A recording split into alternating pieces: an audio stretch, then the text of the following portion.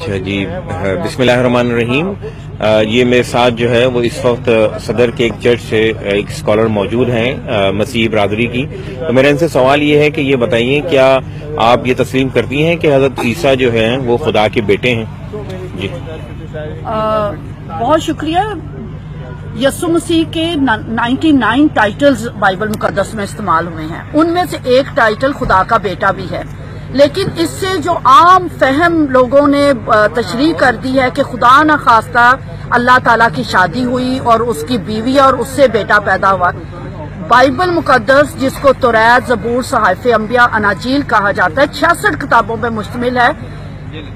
کہیں ایک حوالہ تاریخ میں بتا دیں یا کلام مقدس میں بتا دیں کہ خدا کی شادی کا ذکر ہو۔ خدا روح ہے اور روح کی شادی نہیں ہو سکتی، اور ہم شرک کریں گے، ہم نعوذ باللہ بیوقوف لوگ ہیں کہ ہم خدا کی شادی ٹھہرائیں گے۔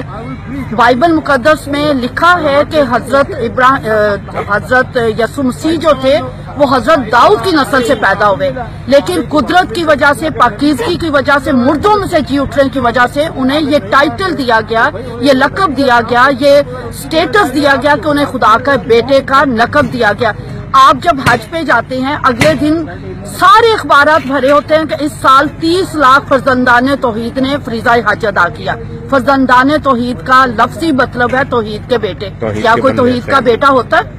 یہ ہے کہ توحید کے ماننے والے، توحید کے ماننے والے، اس کا قطعاً یہ مطلب نہیں۔ پھر قرآن شریف میں سورہ الاحزاب میں حضور کی بیویوں کو لقب دیا گیا ہے امہات المومنین، ام المومنین، مومنین کی مائیں۔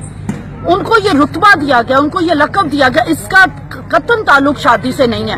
اور جب جیزس کرائسٹ کو ہم خدا کا بیٹا کہتے ہیں تو ان کی قدرت، وہ مردوں کو زندہ کرتے تھے، اندھوں کو وہ آنکھیں دیتے تھے، لنگڑوں کو چلاتے تھے۔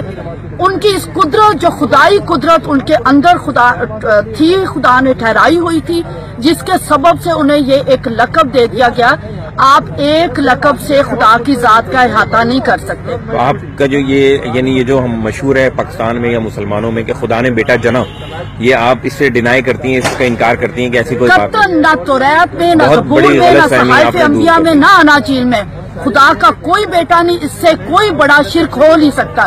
یہ ایک ٹائٹل ہے، یسوع مسیح کے 99 نام ہے جس میں سے ایک نام خدا کا بیٹا ہے، اور اس کا تعلق شادی سے قطعاً نہیں ہے۔ یہ ان کی بزرگی، قدرت اور ان اوصاف کی وجہ سے انہیں یہ لقب دیا گیا ہے۔ فرزان توحید والی مثال آپ نے بہت اچھی